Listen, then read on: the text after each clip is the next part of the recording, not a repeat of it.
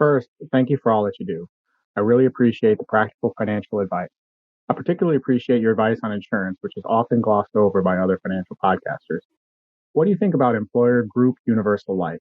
My employer pays for 1x of my base salary and coverage. I can elect an additional 1 to 9x of my base salary and coverage.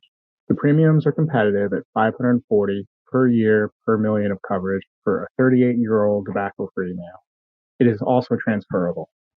I'm getting my financial ducks in a row, and I like that I can taper down the coverage each year as my assets grow. I've been using the max coverage for many years. Separately, I was somewhat horrified to see that there's a cash balance pension program scabbed onto the side of it, which is maybe slightly better than a savings account, but has so many caveats and limitations that it doesn't seem close to worth the hassle. What do you think of this plan? Thank you. All right, what do I think about this? Well, I think your employer got suckered, right? I mean, cash value life insurance is not right for the vast majority of people, including physicians. So if your employer is offering this to you as a benefit and they think it's like some great benefit for you, they basically got suckered. Almost everyone would rather have more salary or some other type of retirement plan, a bigger match or a cash balance plan or something like that than a group universal life plan. Now, obviously, your employer's paying for some of this. You might as well take what they're paying for, right? That's free. It's part of your salary. You might as well take that 1x that they're offering you. Obviously, that's not a terribly valuable benefit since it's pretty darn cheap to get 1x term life insurance, 1x of your salary.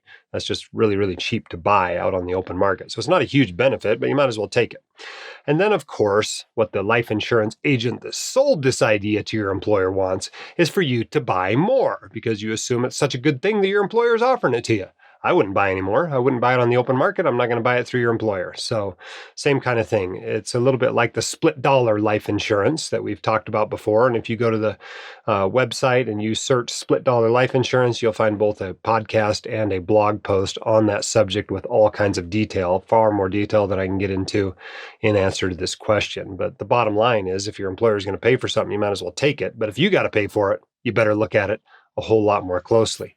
Now, you mentioned this is somehow combined with a defined benefit cash balance plan. That's usually not the case. Maybe they're both in the same paperwork or something, but they're usually not the same plan.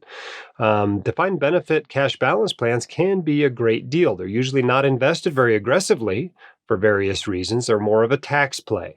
But in the end, when that plan's closed in 3 or 5 or 10 years or whatever, you can just roll that money into your 401k and invest it however you like.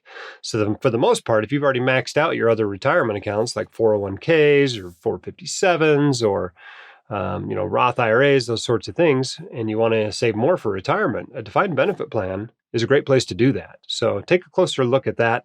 I wouldn't get super excited about this group universal life insurance plan, however. If you want your questions answered by the White Coat Investor, record your question at whitecoatinvestor.com/YQA or click the link in the description. My dad, your host, Dr. Dahl, is a practicing emergency physician, blogger, author, and podcaster.